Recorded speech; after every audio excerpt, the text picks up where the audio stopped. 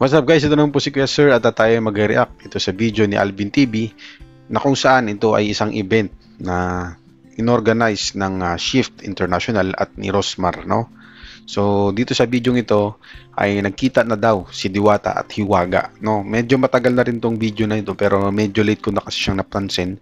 So yun lang guys, panoorin natin video. 10, 9, 8, 7. Si Zapno ba to? Kung kilala niyo si Zapno guys, yung content creator ng ML dati. 6, 5, 4, 3, 2,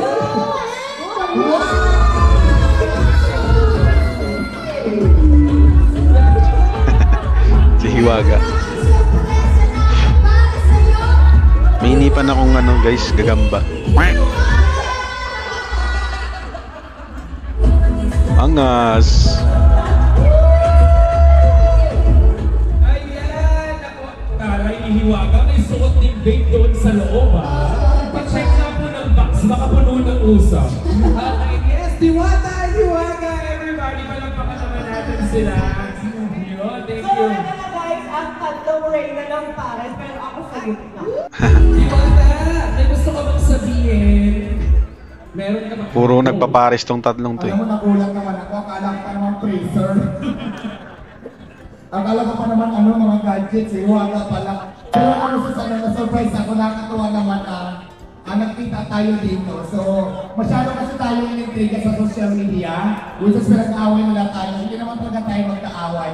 Bagtos magtulungan pa tayong dalawa. Magtulungan tayo kung paano pa-improve yung ating parisan pareho. Diba?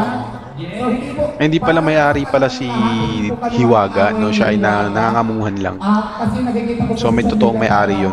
Pinag-aaway nila tayo. Magkaaway ba tayo? Hindi kami magkaaway.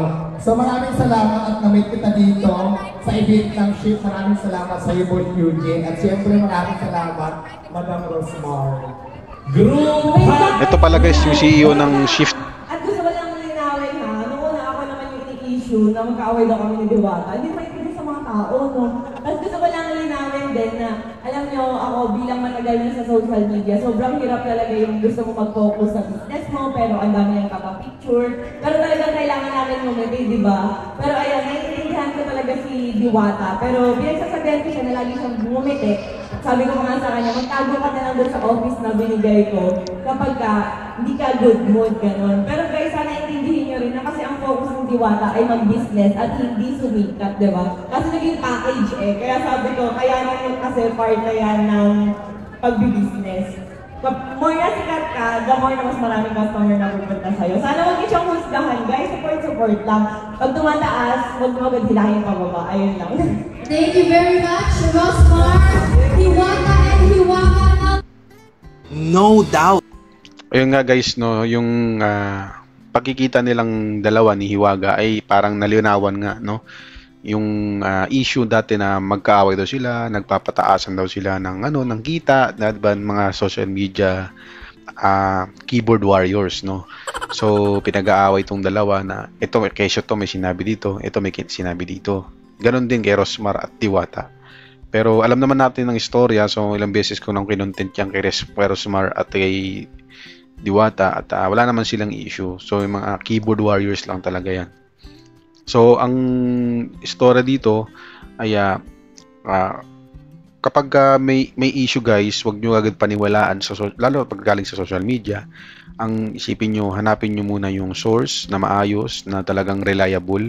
At huwag kayong magpapaniwala sa mga comments, no? Kung may basher man dyan, huwag nyong pansinin. Okay? Mag-focus kayo sa positive kapag kayo ay nanonood or kayo ay gumagamit ng social media. Kasi kapag puro clout lang ang hahanapin nyo ay hindi maganda yun. So tingnan nyo guys yung nangyari kay Tito Mars, no? Lagi siyang binabash at hindi maganda yung mga comments tungkol sa kanya. Kaya hindi siya umaangat katulad dito ni Diwata, no? Okay, so yun lang guys. Maraming salamat sa pagsama sa akin sa panonood. O kung di pa kayo nakapollow, paki-follow po. And then ito pong YouTube channel ko, paki-subscribe po ako dito. Thank you.